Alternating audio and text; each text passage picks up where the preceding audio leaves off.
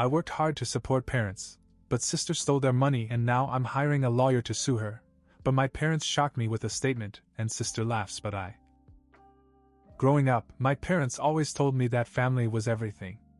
You take care of each other no matter what, they used to say, and I lived by that. When they retired and their health began to fail, I stepped up. My father had worked hard all his life, and my mother had given everything to us. Supporting them felt like the least I could do. I'm not a millionaire or anything, but I've done well for myself. Every month I'd send them enough to cover their bills, food, and a little extra to make their lives comfortable. I thought it was working out fine until last month. It started when I decided to pay them an unannounced visit. My sister, Hannah, was there, sprawled out on the couch with an iced coffee in one hand and her cell phone in the other. She was dressed head to toe in a matching designer tracksuit, the kind that costs more than my rent. A gold bracelet sparkled on her wrist, and I noticed a new iPhone next to her. Hannah has always been the spoiled one, but this seemed excessive. She doesn't have a job, never really has.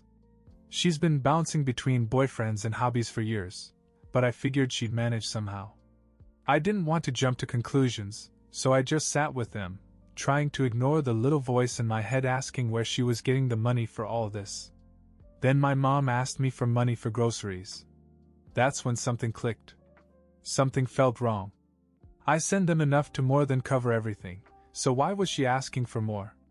I didn't want to accuse them of anything, but later that night I went over their bank statements. I asked my dad if I could look at their account under the guise of helping them get their finances in order. What I found made my stomach turn. Thousands of dollars were missing. ATM withdrawals, payments to high-end stores, online shopping, expensive restaurants, all things my parents never indulged in. When I confronted my mother, she looked nervous. At first she tried to dodge the questions, saying they were old and sometimes forgot things. But when I pressed her, she finally cracked. Hannah has used the card a little. A little? I repeated, staring at her. My heart was pounding. Mom, half your savings is gone. That's not a little. What is she even spending it on? She stammered something about how Hannah was going through a tough time, how she needed help, and how I shouldn't worry because you make good money. I couldn't believe it. So what? I'm just an ATM now. You're going to let her bleed you dry while you come to me for more? My dad remained silent, staring at the floor. My mom didn't say anything else, but the look on her face told me everything I needed to know. She wasn't going to do anything about it. I left that night in a haze. My parents, the people I worked so hard to support, were allowing Hannah to drain them. And the worst part? They didn't seem to care. But I wasn't going to let it go. The next step was to confront Hannah. I didn't sleep much that night. The thought of Hannah blowing through my parents' money I was working overtime to provide made my blood boil. I kept replaying the scene in my head, my mom shrugging it off, my dad saying nothing, and Hannah lounging around like a queen. I called her the next day. She didn't pick up, which wasn't surprising. She hates confrontation. So I went to her apartment instead. When she opened the door, she looked annoyed. "What are you doing here?" she asked, holding a cup of coffee in one hand and her cell phone in the other. I didn't waste any time. "We need to talk about Mom and Dad's money." Her expression didn't even change. She just rolled her eyes and stepped aside to let me in. Her apartment was littered with shopping bags and random gadgets, some still in their boxes. It felt like walking into a showroom for bad financial decisions. "What about your money?" she said, plopping down on the couch. "They spend it," I said. "Thousands of dollars, Hannah. Do you have any idea how hard I work to make sure they're taken care of?" She shrugged. "They're fine. It's not like they're starving or anything. And you have a good job, so what's the big deal?" I couldn't believe what I was hearing. "The big deal? Are you serious? You're draining their account for clothes and electronics while they're asking me for money to buy food." That's when she turned it around on me. "Oh, here we go. Mr. Perfect swooping in to save the day. You always think you're better than me because you have a job and you play the hero to Mom and Dad. News flash, they're my parents too, and I have needs. I was so angry I could barely speak. Needs? You buy jewelry and gadgets. Those aren't needs. She crossed her arms and smiled. You're just mad because you think everything has to be about you. News flash, not everything has to be about you. That's when I made a decision. I looked her straight in the eye and said, You're done. You're not going to live off Mom and Dad anymore. You're going to leave them alone and figure out your own life. She laughed, but I could tell it was more disbelief than humor. Oh, please. What are you going to do? Call the cops on me? I didn't answer. I turned and walked out the door. That's when I decided to hire a lawyer. Hannah thought I was bluffing. She always did. But this time I wasn't going to let her get away with it.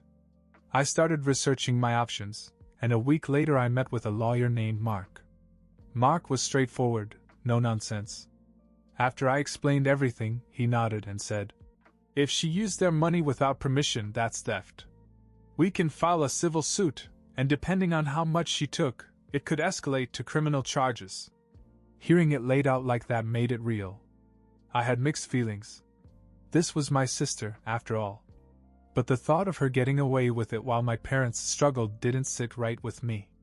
I decided to go through with it. The first step was to gather evidence. Mark asked me for bank statements, receipts, and any evidence I could find that tied Hannah to the spending. As I dug deeper into her accounts, I found something I hadn't noticed before. There were transfers not just to Hannah's personal account, but to an account I didn't recognize. It wasn't hers, and it wasn't my parents'. I flagged it for Mark, and he said he'd look into it. He called me a few days later. We traced the account, he said. It belongs to a guy named Greg Larson. Does that name ring a bell? My stomach sank. Greg was Hannah's ex-boyfriend. The one who had supposedly done her wrong and left her broke. She'd spent months complaining about him after they broke up, making herself out to be the victim. She was giving him money? I asked in disbelief. Looks like it, Mark replied. Either they patched things up or she lied about the breakup. It felt like betrayal upon betrayal. Not only was she stealing from our parents, she was giving the money to a guy who'd already treated her like dirt. I confronted her again, this time with proof in hand. You send money to Greg? I asked. Her face paled for a split second before it recovered. So what? He needed help. Help? I snapped. He's not family. He's not your responsibility. You're stealing from Mom and Dad to pay for his life. She didn't even deny it. Instead, she turned it around on me, calling me controlling, selfish, and obsessed with making her look bad. She even accused me of trying to ruin her life because I was jealous of her freedom. I'd had enough. I told her that I was going to sue her and that she needed to get her own lawyer. But when I told my parents what I was planning, I was blindsided. No, my mother said firmly. You're not doing this. I stared at her, stunned. Mom, she stole thousands of dollars from you. From me. How can you defend her? She's still our daughter, she said. We can't let her go to jail. It would destroy her. My father, who rarely spoke, added, We couldn't live with ourselves if she went to jail because of this. I couldn't believe what I was hearing. They were more concerned about protecting her than standing up for themselves or me. You're really going to let her get away with this? I asked. My mom just said, Please let it go. For us. I didn't know what to say. After everything I'd done for them, they were asking me to walk away from the only chance we had to hold Hannah accountable. I spent a few days trying to process what my parents had said. It felt like a punch in the gut. After everything Hannah had done, stealing from them, lying to me, funneling money to Greg, they still wanted to protect her. Reluctantly, I told my lawyer to drop the case. I couldn't go against my parents' wishes, no matter how wrong I thought they were. Mark wasn't thrilled, but he understood. If you change your mind, let me know, he said. I thought that would be the end of it. But when Hannah found out, things got worse. She came to my house a few days later, uninvited. The moment I opened the door, She was smiling like she'd won the lottery. "So you backed out," she said, leaning against the doorframe. "I'm doing it for Mom and Dad," I replied. "Not for you." She rolled her eyes and laughed. "Oh, please. You're doing it because you know you're going to lose. You're all talk, big brother. Always have been." I clenched my fists but didn't respond. "And by the way," she continued, "thanks for all the money you sent. It really made my life easier. Greg thanks you too." I couldn't believe her audacity. She was openly mocking me, flaunting the fact that she'd gotten away with it. "You're disgusting," I said and slammed the door in her face. But that wasn't the end of it. She started posting cryptic messages on social media, things like, "Some people need to learn how to stay in their lane," and "It's funny when people think they have power, but they don't." She even posted a picture of herself wearing new jewelry with the caption, "Treat yourself, because why not?" It was infuriating. She wasn't just unapologetic, she was reveling in it. That's when I made a decision. If my parents wanted me to let it go, fine. But I wasn't going to continue to enable her. I stopped sending them money altogether. Instead, I told my parents that I would pay their bills directly: utilities, rent, groceries, everything. That way, Hannah didn't get a dime. When she found out, she went crazy. It didn't take long for Hannah to find out what I had done. She showed up at my parents' house the next day, furious. I wasn't there, but my mom called me afterwards to say that Hannah had been screaming about how I was ruining her life and trying to control everything. She's really upset. My mother said, almost pleading, "Can't you just help her a little?" "No, Mom," I said firmly. "She's not upset because she's struggling. She's upset because her free ride is over." But Hannah didn't stop there. She began calling me repeatedly, leaving voicemails that ranged from angry rants to tearful guilt trips. At first I ignored her, but then she did something that took me completely by surprise. One afternoon, I received a call from my bank. They said there had been a failed attempt to access my account online. Someone had tried to reset my password. I froze. "Do you know where the attempt came from?" I asked.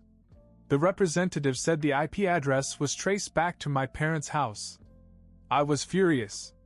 Hannah was clearly trying to get into my account, probably to siphon off money since she couldn't get into my parents' house. I went straight to their house and confronted her. "You tried to hack into my account?" I demanded. She didn't even bother to deny it. "You're hoarding money while I'm struggling," she yelled. "You could have helped me, but instead you're acting like a saint while you screw me over." I turned to my parents, hoping they'd finally see how far she was willing to go. But they just looked helpless, caught between us. "Are you really okay with this?" I asked them. "We didn't know," my dad muttered. Hannah interrupted and pointed at me. "You think you're so much better than everyone else. You're nothing but a controlling loser." That's when something unexpected happened. My dad, who'd been silent through most of this, suddenly snapped. "Enough," he shouted, startling us all. "We've let you get away with too much for too long, Hannah. If you don't stop this, you're going to lose us." It was the first time I'd ever heard him raise his voice like that, and it shocked even Hannah. For a moment it looked like she might actually back down. But the moment passed. She grabbed her bag and stormed out, slamming the door behind her. I thought maybe that was the end of it. But a week later, I got a letter in the mail, a cease and desist letter. From Hannah. When I opened the letter and saw Hannah's name at the top, I couldn't believe it. A cease and desist letter? From her? I skimmed it and my jaw dropped. She was accusing me of harassment and slander, claiming that I was ruining her reputation by spreading lies about her to our parents and trying to cut her off financially. The audacity was almost astounding. I called my attorney, Mark, and sent him the letter. He laughed when he read it. "This is nonsense," he said. "She doesn't have a leg to stand on. If anything, she's incriminating herself by putting all this in writing." Still, it felt like a slap in the face. She had no shame. Not only had she stolen from our parents and tried to hack into my account, but now she was trying to paint herself as the victim. A few days later, Hannah escalated again. She posted a long rant on social media, airing our family drama for all to see. In it, she painted me as a greedy, controlling sibling who was trying to cut her out of the family, because I couldn't stand her happiness. She even implied that I was financially abusive to our parents by paying their bills. What made it worse was how many people believed her. Friends and even some extended family began calling me to ask why I was so hard on Hannah. They'd heard her version of events and assumed I was the villain. One of her posts even caught the attention of a local blogger who wrote an article about sibling greed and how it tears families apart.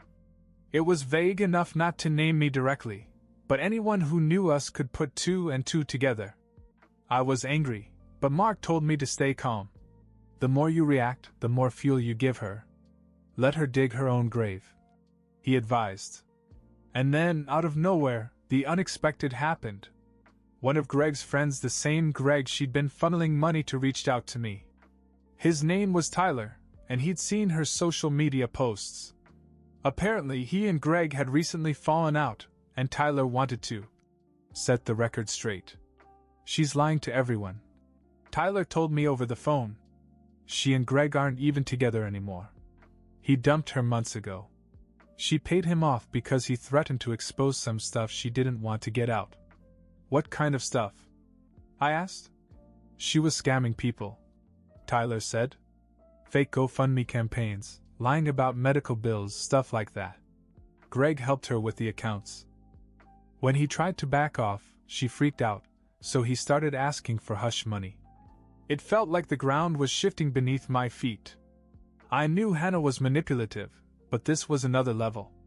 Tyler sent me screenshots of conversations between Greg and Hannah where she talked about setting up a new fundraiser and laughed about how gullible people could be.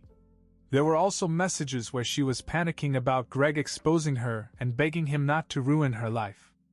I forwarded it all to Mark. This changes everything, he said. If this is true, this isn't just about your family anymore. She could be facing serious criminal charges. For the first time, I felt like I had a real chance of stopping her. But I also knew this was going to get ugly. Armed with Tyler's evidence, Mark and I took the next step. I filed a formal complaint with the authorities. It wasn't just about protecting my parents anymore, it was about stopping Hannah from scamming anyone else. As the investigation began, I made it clear to my parents that I wasn't going after them out of spite. This isn't about revenge, I told them. This is about accountability.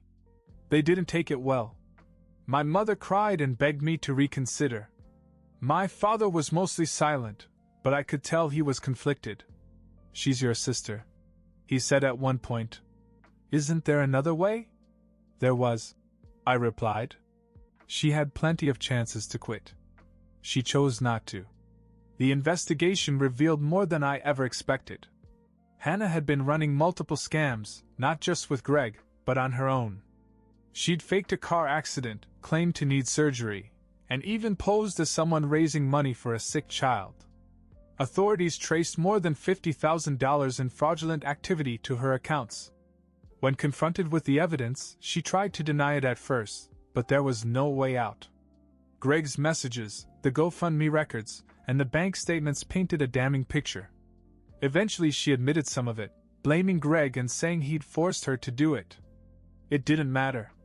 She was arrested and charged with fraud, embezzlement, and identity theft. My parents were devastated. They refused to speak to me for weeks, blaming me for ruining the family. But I knew deep down they were just lashing out. It was easier to be angry with me than to face the truth about Hannah. The aftermath was messy. Hannah was sentenced to several years in prison, and Greg faced charges as well. My parents eventually started talking to me again, but things were never the same. I still paid their bills directly, but our relationship remained strained. As for Hannah, she didn't miss the opportunity to twist the knife one last time. She sent me a letter from prison, calling me a traitor, and saying I'd destroyed her life. But for the first time, I didn't feel guilty or angry, I just felt finished. I'm not going to pretend that this story has a happy ending. My family is broken, and some wounds may never heal. But I'm at peace with my decision. Hannah didn't just betray me, she betrayed everyone who trusted her. If I hadn't stepped in, she would have kept going, hurting more people along the way. And while it's not the resolution I wanted, it's the one that was necessary. Now I focus on what I can control. I still take care of my parents in my own way, but I've stopped trying to be the glue that holds it all together. Sometimes you have to let the pieces fall where they may.